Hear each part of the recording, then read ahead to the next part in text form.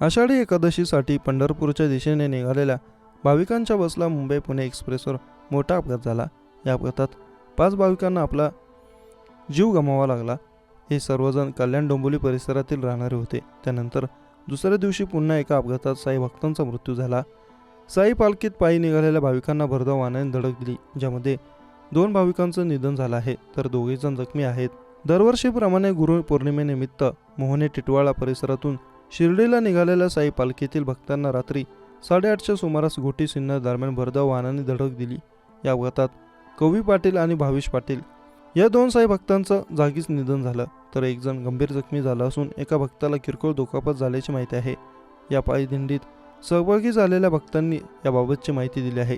सलग दुसऱ्या दिवशी कल्याण परिसरातील भक्तांचा दुर्दैवी अपघातात जीव गमावा लागल्याने हळहळ व्यक्त होत आहे.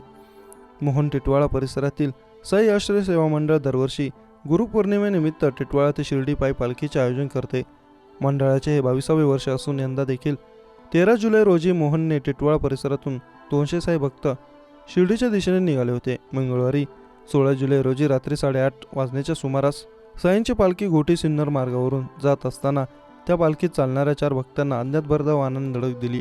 या अपघातात कवी आणि भावेश यांचं जागीच निधन झालं, तर आणखी 2 भक्त जखमी झाले आहेत. अपघातानंतर वाहन चालक घटनास्थळावरून पळून गेला. त्यानंतर दिंडीतील इतर भक्तांनी तातडीने जखमींना उपचारासाठी घोटी रुग्णालयात दाखल केलं, मात्र तिथे डॉक्टरांनी कवी आणि भावेश यांना मृत घोषित केलं.